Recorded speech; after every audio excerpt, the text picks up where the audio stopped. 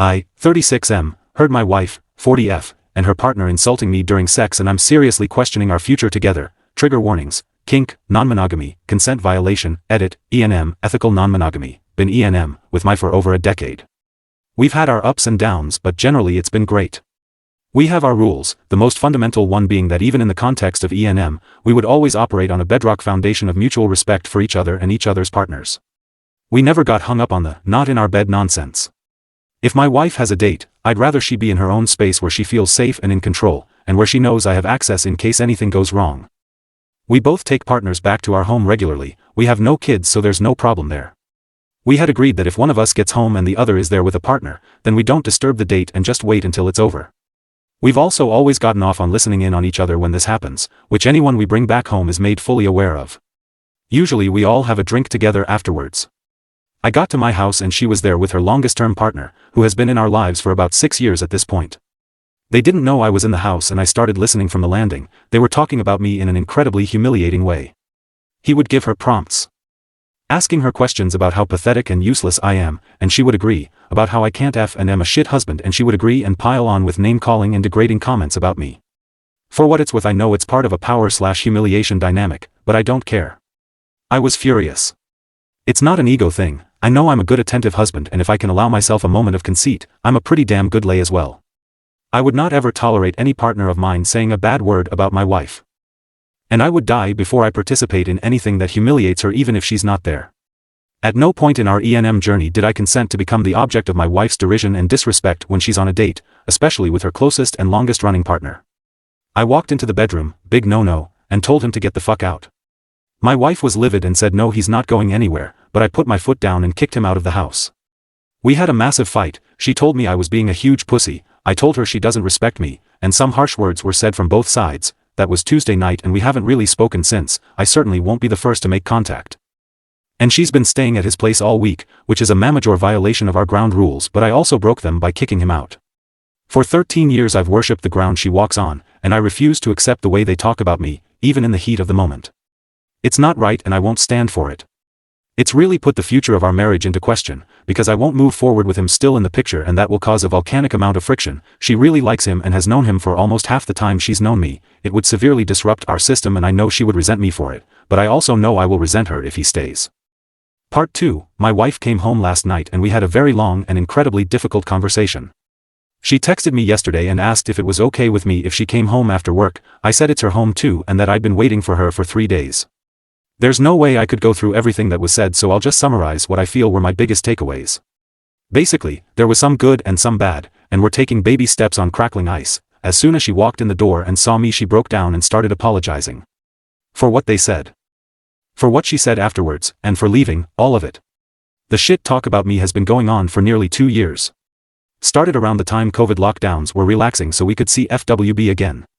She had told him she'd missed him during sex the first time they met back up. He told her yeah, because all she's had in lockdown is me, and it escalated from there. They don't do it regularly, just from time to time, and that she was mortified I had heard it. She said she never means any of that stuff, but it turns him on and the sex is better as a result. Dude has his own major insecurities apparently, and she had taken it upon herself to make him feel more like a man, and she never thought I'd ever hear or be hurt by it.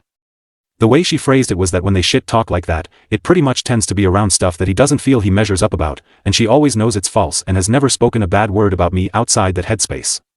Her initial burst of anger when I barged in the bedroom, she says, came from a place of extreme embarrassment and shame. I should note that while we do get off on listening, we never watch each other. We've tried a few times, but there's something about the visual that rubbed us both the wrong way, so we stopped. So for her, when I walked in, it was kind of like a parent busting in on you masturbating to pee. It is also true that when I walked in, he did have her in a very vulnerable position, performing a humiliating sex act on her. So I see how that could have made her erupt in shame. Upon reflection, it may also be possible that seeing her in that compromised position added to my own anger in that moment as well. She was also feeling embarrassed on behalf of the guy, that she wasn't able to provide a safe place for him, and blamed me in the moment for embarrassing them both. This also fueled her defensiveness afterwards and her refusal to back down or concede anything. I'd made her feel like a WHORE. She apologized unreservedly for not acknowledging my feelings on the night and for not apologizing straight away. She regrets the things she said during our big fight and that I was totally right to feel the way I did and that she was just feeling humiliated and cornered, but that she knows I must have felt even worse. I asked her if she loves him. Of course not, she says. They have great sexual chemistry and she cares about him a lot, but they would never be compatible in real life and not once has she ever contemplated a future with him. It somehow upset her that I would think that. However, she confessed that she has known for over a year that he has been in love with her since at least before the pandemic. He tells her frequently but she never says it back. She said that it made their time together more intimate and enjoyable, and since she knew she could never reciprocate his feelings, it wasn't a threat. She's made it clear to him plenty of times that a future between them wasn't on the cards. This part has been really difficult for me to process. She said they would stop that kind of talk going forward. I said not good enough, I want him out. She started crying and said she feared I would want that but hoped I wouldn't. She asked if there's any way they might be able to continue. I said she could hang out with him all she wants but she'd be doing it as a single woman. She cried but she agreed to break things off. She asked if they can meet up one more time because they never got the chance to say bye. I agreed on the condition that they leave me out of it and that she makes it clear to him that that will be the last time they ever even speak. Any further contact of any kind after that will be the end of us. I should also note that in our subsequent fight that night, at one point I did say something like, well, why don't you just fuck off to his place then, in a rhetorical way that you sometimes do in heated argument. And in a moment of pettiness she said fine I will and packed a bag and went. She spent the first night with him out of spite, but they did not have sex and she would not have stayed any further nights except he went away for work, so she had his place to herself. Out of pride she was holding out and waiting for me to make contact before coming back, just as I was. We had to take around a half-hour break when I told her I had gone as far as making an appointment with an attorney for next week. She didn't handle that well at all and had a severe panic attack. She said she never imagined that would ever be on the cards, and that she would have come home days ago if she thought I was even remotely thinking about it. That she can't imagine life without me. Finally I asked her how I'm supposed to believe the things she's telling me or if she's full of shit. She said she promises she's being truthful and she's never broken a promise to me before, which is true. So I'm inclined to mostly believe her explanations, but there's still a lot of things I need to work through, process, ask about and convince myself of. We decided we would close the marriage for a couple of months to focus on our own relationship and then reassess. I've cancelled my meeting with the lawyer and we're going to go to counseling. Any suggestions on how to find ENM-friendly therapists would be helpful. I never thought we'd ever be here, so I have no idea where to start looking. She offered to close her side unilaterally and let me keep seeing my partners, but this is about both of us. I'm not interested in having her punish herself for the sake of it. I still have to figure out if 1, I really fully believe what she told me, and 2, if I'm satisfied to continue. I'll take our time while we're close to make up my mind.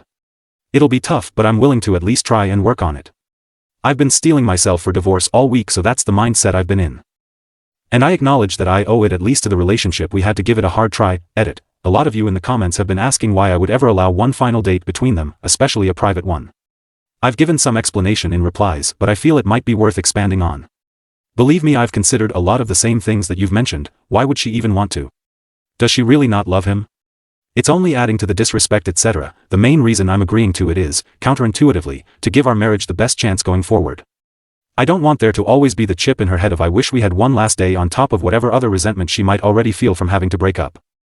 I'm only doing this under the strict understanding that any more BS, or any more contact after this in any way whatsoever is an immediate guillotine to our marriage.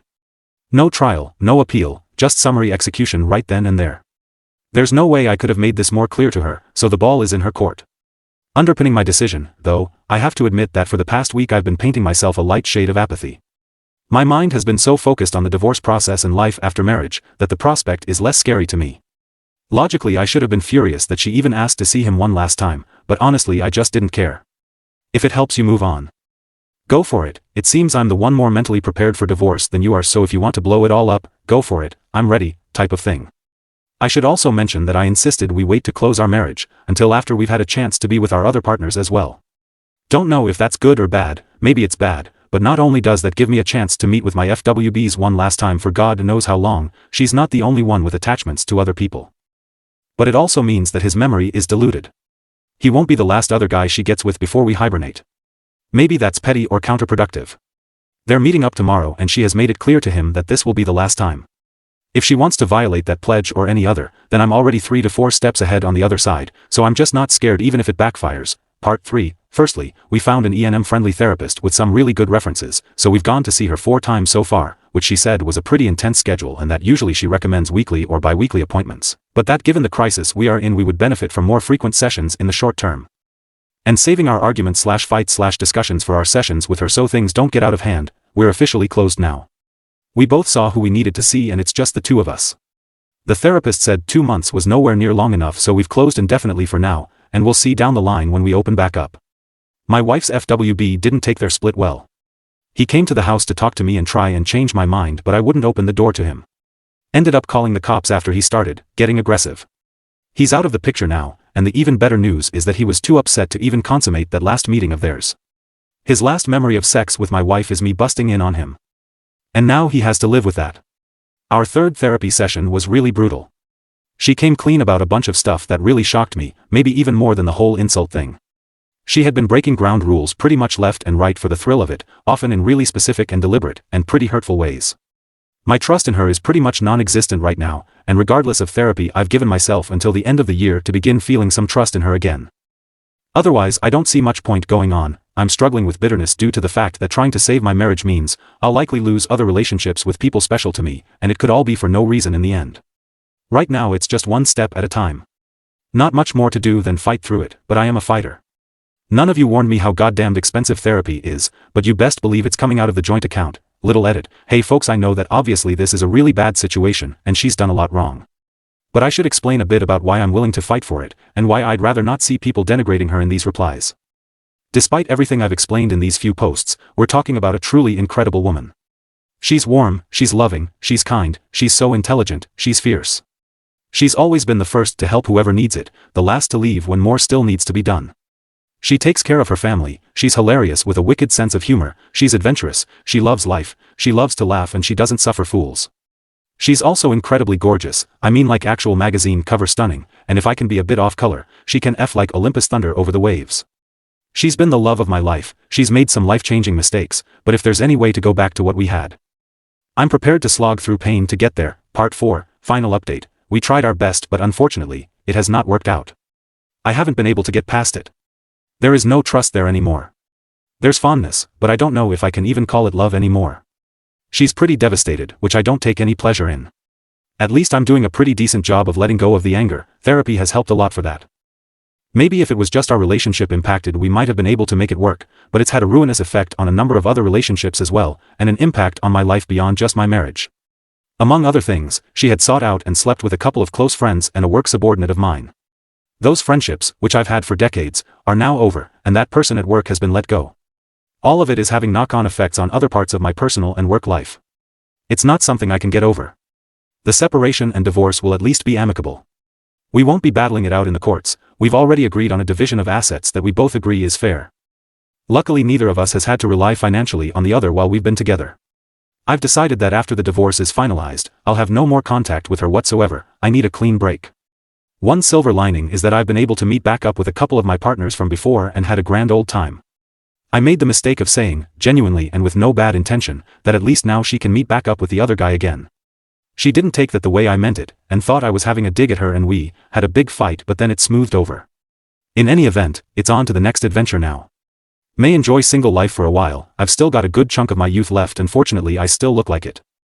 I'll take my wins whenever I can get them.